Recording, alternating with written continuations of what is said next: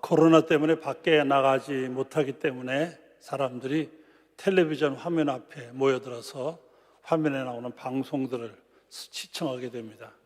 저도 꽤 많은 시간 텔레비전을 보게 되었습니다. 텔레비전을 틀다 보면은 근자에 음악 가운데 우리나라 사람들이 좋아하는 트로트 음악이 그렇게 많이 나오더라고요. 저는 별로 그 음악을 좋아하지 않아서 들을 생각도 안 하고 들어본 적도 별로 없었는데, 근자에 와서는 이 텔레비전을 켜서 프로그램을 보다 보면 이 트로트 프로그램이 하도 많이 나와가지고 우리나라가 트로트 공화국인가 하는 생각이 들 정도로 이렇게 트로트를 많이 하더라고요. 그래서 가끔 보다 보니까 거기에 경연이 있더라고요. 그래서 가장 잘한 사람을 미스 트롯, 또는 가장 잘한 남자는 미스터 트롯이라는 프로그램을 만들어가지고 상을 주더라고요. 그 상 받은 사람들의 그 면목이 이 방송에 소개되는 걸 보니까 그냥 되는 게 아니었더라고요. 참 엄청난 노력을 했더라고요. 뿐만 아니라 어려운 상황에서 도저히 이제 더 이상 가수로서 활동할 수 없는 그런 어려운 상황 때대로 좌절하거나 낙심하지 않고 꾸준히 기회를 기다리며 노력을 하고 노력을 해가지고 마침내 정말 정상에 오르듯 귀한 자리에 올라가지고 많은 팬들이 생기고 또 그렇게 영광을 얻는 모습을 보게 됩니다. 정말 한 사람의 가수가 되는 게 그렇게 쉬운 게 아니구나 하는 생각을 가지면서 그들이 얼마나 노력을 했고 얼마나 애를 썼는지, 그리고 포기하지 아니하고 좌절하지 아니하고 꾸준히 한 목표를 위해서 나가는 그런 모습은 참 훌륭하다 하는 생각을 가지게 됩니다. 노력이 있다고 누구나 다 성공하는 것은 아닙니다. 그 중에 타고난 재능이 겸비돼야 하고 상황에 맞는 기회가 주어져야지, 그래서 성공적인 자리를 차지하게 되는 것입니다.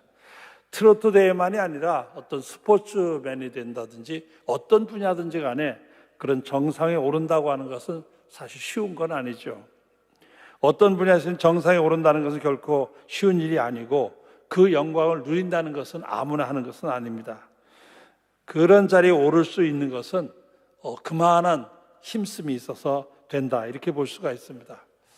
말씀을 들으시는 성도 여러분들은 여러분의 인생을 놓고 돌이켜보면서 지금 여러분이 어디에 있다고 생각하십니까? 정말 이만하면 정상에 와 있다 생각하십니까? 아니면 아직도 바닥을 기고 있다고 생각하십니까? 그것도 아니면 그냥 되는 대로 살자, 뭐 정상이면 어떻고 밑바닥이면 어떠냐, 전혀 생각 없이 그렇게 살고 있지는 않습니까? 오늘 읽어드린 성경 말씀 속에 보면은 하나님의 산, 정상에 올라가는 방법에 대한 말씀이 있습니다. 어떻게 하면 하나님의 산, 여호와의 산, 그 정상에 올라갈 수 있을까? 어떤 사람이 거기에 올라갈 수 있을까? 말씀을 귀담아 들으면서 그냥 살아가는 것이 아니라 적어도 내 믿음의 정상, 은혜의 정상에는 올라가자 하는 생각을 가지고 말씀을 들으면서 은혜 받는 귀한 시간이 되시기 바랍니다. 오늘 주신 말씀 중에 3절 말씀을 보면 거기에 기록이 있는데 한번 같이 읽어보겠습니다. 3절 말씀 시작. 여호와의 산에 오를 자가 누구며 그의 거룩한 곳에 설 자가 누구인가? 여기 보면 여호와의 산에 오를 자가 누구냐, 그의 거룩한 곳에 설 자가 누구냐 하는 질문을 던지는 걸 볼 수가 있습니다. 이 말씀을 여러분이 읽으면서 여호와의 산에 오를 자, 나 거기에 해당된다고 생각하시는지, 정말 내가 그 거룩한 곳에 설 수 있는 자격이 있다고 생각하시는지 한번 생각해 보시기 바랍니다. 가끔 세계적인 대회, 올림픽 같은 걸 보면 거기에 우승한 선수가 금메달을 받기 위해서 단상에 올라갑니다. 동메달, 은메달, 그리고 가운데 금메달을 따는 사람이 우뚝 솟아 올라가서 금메달을 받는 거예요.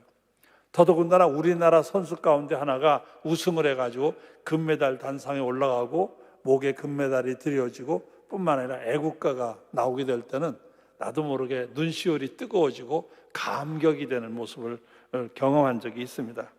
사실 정상에 오른다는 것은 아무나 할 수 있는 건 아닙니다. 거기에 오를 수 있는 사람이 있습니다. 오늘 말씀 가운데 여호와의 산에 오를 자, 그 거룩한 곳에 오를 수 있는 사람이 도대체 누구냐 하는 질문을 던져놓고 오늘 말씀에 보면 몇 가지가 나옵니다. 첫째, 오늘 주신 말씀에 보면 손이 깨끗하며라는 말씀이 나와요. 손이 깨끗한 사람이 여호와의 정상에 오를 수가 있습니다. 산을 오르려는 사람은 손이 깨끗해야 된다.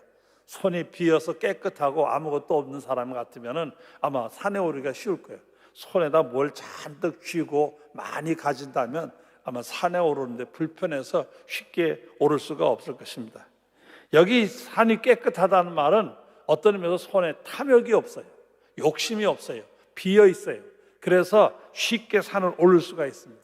그러나 욕심이 많아서 이것저것 많은 것을 쥐려고 하는 사람들은 욕심 때문에 더러워지고 깨끗할 수가 없습니다. 그래서 손이 깨끗한 사람이라고 하는 말 가운데는 탐욕이 없는 사람이라 이렇게 표현할 수도 있습니다. 혹시 여러분들도 보셨는지 모르겠지만은 텔레비전 다큐멘터리 가운데 동물들의 상태를 그린 다큐멘터리를 본 적이 있습니다. 거기 보니까 원숭이들을 생포하는 방법이에요. 어떻게 원숭이를 상처가 없이 잘 생포할 수 있을까? 워낙 날렵하고 나무 위를 날듯이 뛰어다니기 때문에 생포가 쉬운 건 아니에요. 그런데 이 원숭이를 생포하는데 아주 기발한 방법을 쓰는 걸 본 적이 있습니다. 어떻게 하냐면 호롱박이 있습니다. 이 들어가는 데가 좁고 밑에가 동그란 박이 있죠. 그 박의 윗부분을 자르고 속을 다 파낸 다음에 거기다가 원숭이들이 좋아하는 땅콩을 집어넣습니다. 땅콩을 그래서 잔뜩 한 3분의 1 정도 땅콩을 채워놓고 그걸 호롱박을 저 나무에다 대롱대롱 매달아 놓더라고요. 그럼 원숭이들이 땅콩 냄새를 맡고 먹고 싶으니까 왔어요. 와가지고는 그 좁은 구멍에다가 손을 집어넣어요. 손을 집어넣고 그 다음에 땅콩을 한 줌 쥐고서는 빼려고 그러면 이게 안 빠지는 거예요. 왜? 땅콩을 쥐어서 주먹이 커졌으니까 들어갈 때는 들어갔는데 이게 안 빠지는 거예요. 그러면 이것들이 꽥꽥대면서 이걸 못 빼가지고 막 대롱대롱 매달리는 거예요. 사람들이 잡으러 오는데도 이걸 못 빼는 거예요. 땅콩을 놓으면 이게 빠지는데 땅콩을 안 놓는 거예요. 그걸 쥐고서는 막 펄쭉펄쭉 뛰다가 결국은 잡히는 모습을 볼 수가 있습니다. 인간도 욕심 때문에 이렇게 되는 경우가 많이 있습니다. 그래서 은혜의 정상을 생각하는 사람들은 욕심을 버리고 손을 깨끗하게 해야 합니다. 욥기서 17장 9절에 보면 이런 말씀이 있습니다. 손이 깨끗한 자는 점점 힘을 얻느니라. 손이 깨끗하면 영적으로 점점 힘이 새는 거예요. 내 안에 은혜의 힘이 생기게 되는 거예요. 또 잠언 21장 8절에서 보면 깨끗한 자의 길은 고드니라. 깨끗하면 똑바른 길을 갈 수가 있는 거예요. 이게 깨끗하지 못하니까 이랬다 저랬다 하면서 왔다 갔다 하는 거죠. 깨끗하면 길이 고든 거예요. 그래서 바른 길을 갈 수 있다, 그런 말입니다. 또 요한일서 3장 3절에도 보면 주를 향하여 이 소망을 가진 자마다 그의 깨끗하심과 같이 자기를 깨끗하게 하느니라. 주님을 믿고 믿음 안에 살려는 사람들은 주님을 닮아가기 때문에 깨끗해지게 될 수 있다, 이렇게 말하는 것을 볼 수가 있습니다.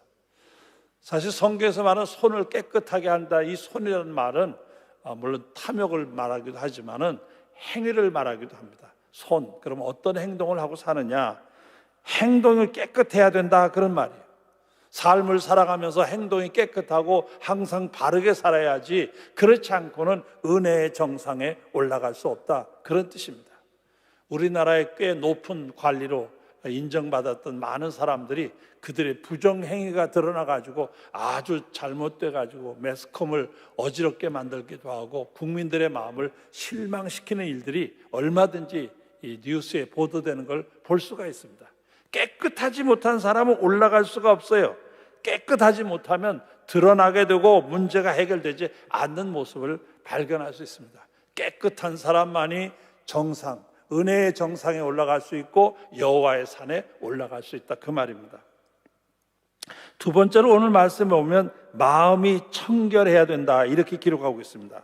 앞에 설명하는 말과도 통하는 말씀입니다.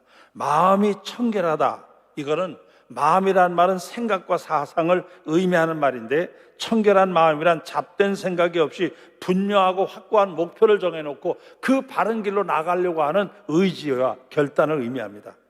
허탄한 유혹에 넘어가지 아니하고 늘 바른 생각, 건강한 자세로 살아가려는 사람들을 가리킵니다.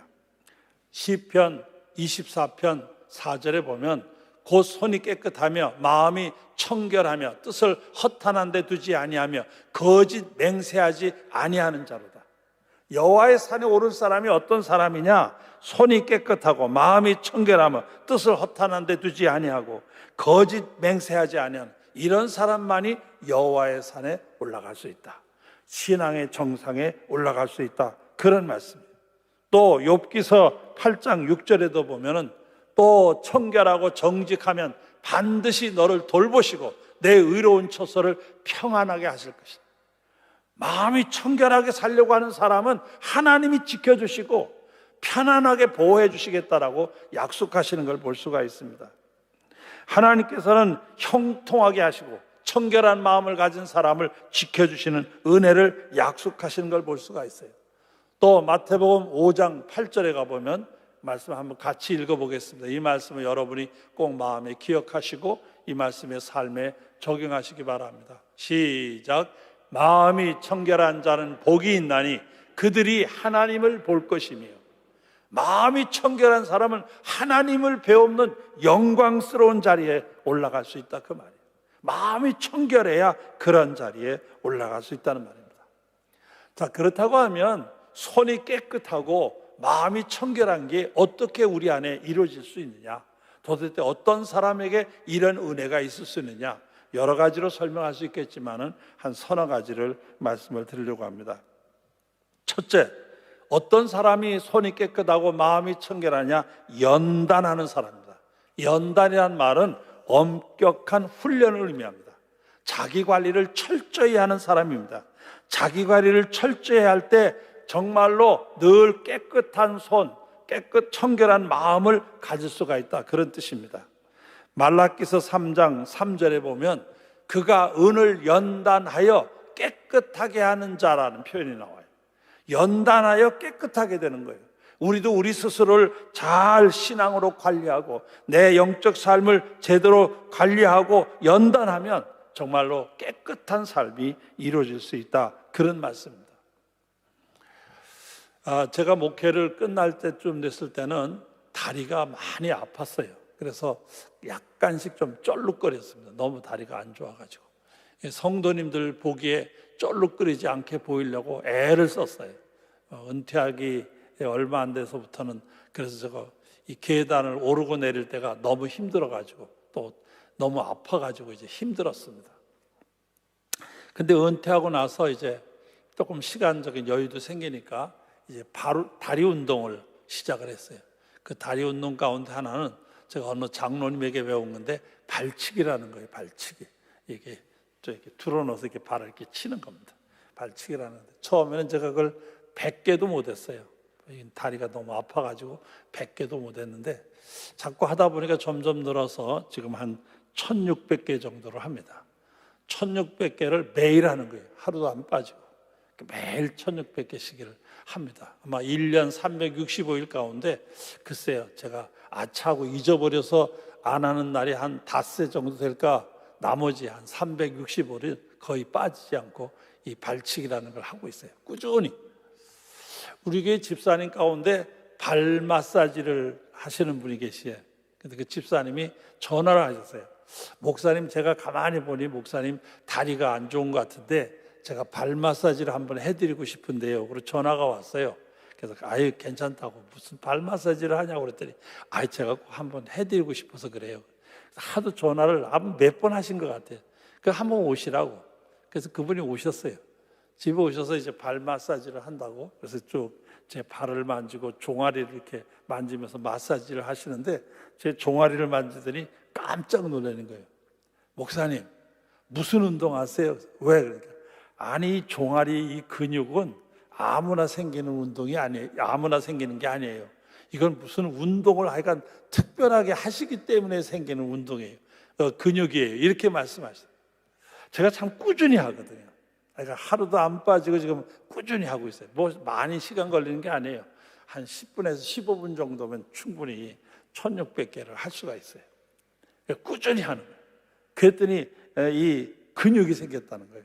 그래서 그 집사님이 깜짝 놀라면서 이거 내가 이렇게 발 마사지를 해드리러 다녀도 이렇게 연세가 높은 분이 이런 근육 가진 건 잘 못 본 것 같다고 그러면서 아주 제 마음을 격려를 하더라고요. 그래서 그런지 이렇게 서서 설교하는 일을 제대로 하게 되는 거예요. 여러분, 이 연단이라는 것, 신앙도 자기 관리를 제대로 하고 꾸준히 해나가다 보면 내 신앙이 바르게 되고 깨끗하게 되고 청결하게 되는 은혜의 역사가 있어요. 이게 자기 관리, 연단이라는 게 굉장히 중요하다 그 말입니다. 그 다음에 두 번째 방법은 순종입니다. 베드로전서 1장 22절에 보면 너희가 진리를 순종함으로 너희 영혼을 깨끗하게 하여라는 말씀이 나와요. 진리를 순종하는 사람들이 영혼이 깨끗해지는 거예요. 그래서 하나님의 말씀을 잘 깨달아 알아 거기에 순종해야 돼요. 순종이라고 하는 것은 내 마음에 드는 거는 골라서 따라간다는 게 아니에요. 내 마음에 들거나 안 들거나 하나님의 말씀이면 그대로 따라가겠다. 이게 순종이에요. 많은 분들은 자기 마음에 드는 건 따라가고 자기 마음에 안 드는 건 안 따라가려고 하는데 그건 순종이 아니에요. 순종은 내 생각과 의지와 내 마음과는 관계없이 그냥 말씀이면 따라가겠다는 그런 자세가 순종이에요. 디모데후서 3장 16절에서 17절에도 보면 모든 성경은 하나님의 감동으로 된 것으로 교훈과 책망과 바르게 함과 의로 교육하기에 유익하니 이는 하나님의 사람으로 온전하게 하며 모든 선한 일을 행할 능력을 갖추게 하려 함이라. 하나님의 말씀을 순종하려고 할 때 우리 안에 이런 은혜의 역사가 일어나서 깨끗하게 된다, 그런 뜻입니다. 리저츠라고 하는 선교사님이 계셨습니다. 이분은 아프리카에 가서 선교를 하셨는데 이분이 어느 부족에 들어가서 선교를 할 때 그들에게 성경이 없으니까 자기가 그들의 말을 배워가지고 매일 그 성경을 3절씩을 번역을 했어요. 3절씩을 그들의 말로 번역을 해가지고 그분들을 모아놓고 이 성경 말씀을 가르치는 거예요. 그러니까 매일 성경을 3절을 번역을 하고 그것을 설명을 만들어가지고 매일 이제 그 원주민들을 모아놓고 성경을 가르치게 됐습니다. 그런데 어느 날 성경을 번역해 나가다 보니까 누가복음 6장 30절에 부딪히게 된 거예요. 거기 무슨 말씀이 나오냐면 내게 구하는 자에게 주며 내 것을 가져가는 자에게 다시 달라 하지 말라. 내가 달라고 하는 거 다 주고 내가 가져갔다고 도로 달라고도 하지 말라. 그런 내용이에요. 이 말씀을 번역을 해서 가르쳤다가는 이 원주민들이 선교사가 가지고 있는 거 이것저것 다 달라고 그럴 테고 달라고 하면 안 줄 수도 없고 주고 나면 이거 어떻게 하나 하는 생각이 생겼더라고요. 고민이 생겼어요. 이 목사님이 고민이 생겼어요. 그래서 이 말씀을 놓고 고민하게 됐어요. 고민하다가 그의 마음속에 내가 여기 뭐하러 왔느냐, 이 살림을 지키려고 왔느냐, 선교하려고 왔느냐 생각하더니 선교하러 오지 않았느냐, 이것은 없어져도 할 수 없지만 선교하러 왔으니까 하는 생각이 들어서 정말 그 누가복음 6장 30절을 그들의 말로 번역을 해가지고 가르쳐줬어요. 가르치고 나자마자 기다렸다는 듯이 이 원주민들이 선교사가 와서 이것 달라 저것 달라 해서 거의 살림 다 가져가는 거예요. 정말 살아야 될 그 생필품까지 다 가져가는 거예요. 선교사는 자기가 번역을 하고 가르쳐줬으니까 안 줄 수가 없어 다 줬어요. 주고 나니까 정말 허탈하기 그지없어요. 정말 다 줬으니까. 그런데 한쪽에는 기쁨이 있었어요. 그래도 내가 여기 와서 선교사답게 살게 하셨구나 하는 생각이 들어서 한쪽으로는 기쁨도 있고 감사도 있으면서 한쪽으로는 굉장히 허전한 마음이 있었습니다. 그런데 놀라운 일이 벌어졌습니다. 그 다음날 이 원주민들이 가져갔던 걸 다 들고 왔어요. 그냥 들고 온 게 아니에요. 들고 오면서 거기다가 자기들의 감사의 뜻과 존경의 뜻으로 자기들이 기르는 농산물이라든지 이걸 같이 가져오는 거예요. 선교사님이 하는 말씀을 이제는 우리가 그대로 따르기로 했습니다. 이젠 배움을 그대로 따르기로 했습니다. 선교사님이 말씀만 하는 게 아니라 그대로 사는 모습에 감동을 받았다고 고백함으로 선교의 역사를 이룬 적이 있다. 그런 표현을, 그런 글을 선교사에서 읽어본 적이 있습니다. 여러분, 순종할 때 이런 은혜의 역사가 일어나는 거예요. 말씀에 순종하는 거예요. 세 번째는 믿음입니다. 사도행전 15장 9절에 보면은 믿음으로 그들의 마음을 깨끗이 하사, 이렇게 되어 있어요. 믿는 사람들에게는 마음이 깨끗해지는 은혜의 역사가 있다, 그 말입니다. 예수 그리스도를 구주로 믿고 그 믿음으로 살려는 사람들이 거짓과 허위와 다른 것에 빠질 수가 없어요. 정말 언제나 예수 그리스도를 믿음으로 바라보며 예수 그리스도를 신앙으로 바라보며 믿음 안에 살려고 하는 사람들은 그 믿음 안에서 깨끗하게 살려고 노력하게 됩니다. 부정부패 불의를 행할 수가 없죠. 어떻게 예수를 제 구주라고 생각하면서 부정부패 불의를 따라갈 수 있겠습니까? 그런데 사실 믿음이란 어떤 노력으로 되는 것은 아닙니다. 그것은 은혜요 신비입니다.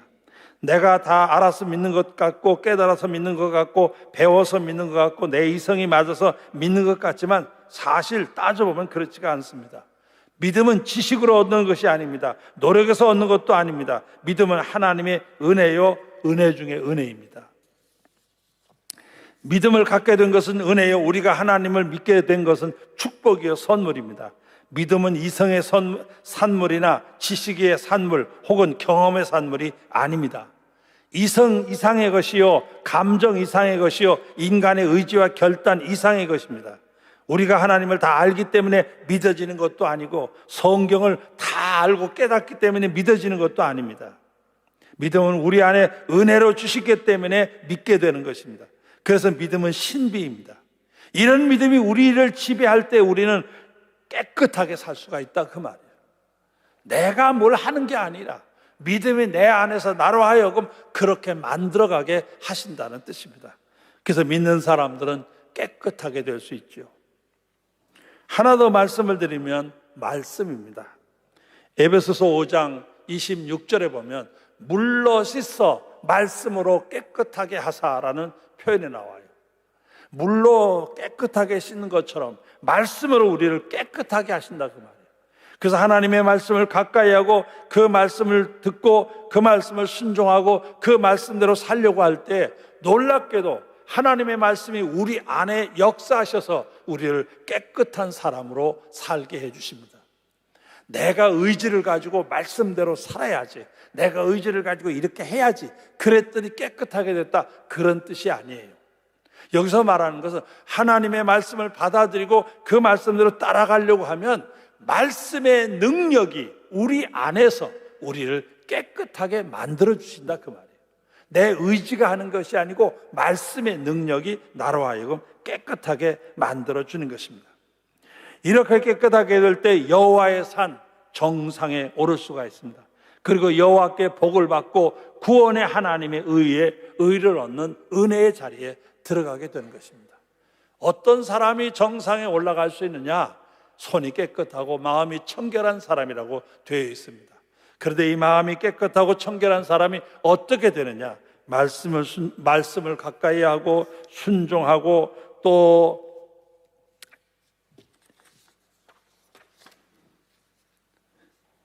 믿음을 가지고 그 말씀대로 살려고 할 때 이런 은혜의 역사가 우리 안에 이루어진다는 사실입니다. 그렇기 때문에 중요한 것은 늘 우리가 하나님이 계신 은혜의 정상에 올라가기 위해서 손이 깨끗하고 마음이 깨끗한 사람이 될 수 있도록 우리의 신앙의 고도를 높여야 돼요. 자, 올라가야 됩니다. 그냥 머물러 있거나 어렵다고 좌절하거나 포기해서는 안 된다, 그런 말입니다. 여러 전의 일입니다. 눈보라가 심한 날, 미국의 여행사 중에 보난자라는 여행사가 있는데 비행회사입니다. 이 비행기 회사에서 비행기 한 대가 저 네바다주에 있는 라스베가스라는 시로 날아가다가 어떤 이름을 그 시에서 가까운 어느 산에 들이받고 이 비행기가 폭발이 됐어요. 폭발이 되면서 그 안에 있는 승무원과 승객들이 아주 몰사하는 참사가 벌어졌습니다. 이 참사가 벌어진 다음에 조사하는 분들이 조사하면서 매우 안타까워했다고 합니다. 왜냐하면 부딪힌 산과 그 공항과의 거리는 비행기로 5분밖에 걸리지 않습니다. 5분만 제대로 날아왔으면 이 어려운 일을 당하지 않았을 텐데. 또 더 안타까운 일은 뭐냐면 이 비행기가 약 1.5피트만 더 높이 날았으면 그 일이 벌어지지 않는 거예요. 우리식으로 말하면 한 1m만 더 높이 떴어도, 1m만 높이 떴어도 무사히 착륙할 수 있었는데 그 고도가 잘못돼가지고, 아마 눈보라가 너무 쳐서 그랬는지 모르지만 이 1m를 잘못 날아가지고 비행기가 박살이 났다, 그런 말입니다. 조금 높게 날아야 돼요. 지금 어렵습니다. 힘듭니다. 견디기 어렵습니다. 좌절하게 되고 낙심하기 쉽고 포기하고 싶을 때가 되었습니다. 그러나 이런 기회를 타서 우리의 신앙의 고도를 높여야 됩니다. 저 하나님의 계신 정상을 향하여 우리의 신앙의 고도를 높여야 됩니다. 그래서 우리가 믿음 안에 바로 서서 저 정상에 올라 하나님이 주시는 풍성한 은혜와 놀라운 은혜를 받아 누릴 수 있는 귀한 삶이 되어야 합니다. 오늘 말씀을 기억하고 그대로 따라 삶으로 높은 은혜의 정상에 올라 은혜의 감격과 기쁨을 누리는 모든 성도들이 되시기를 주님의 이름으로 축원합니다. 축원합니다.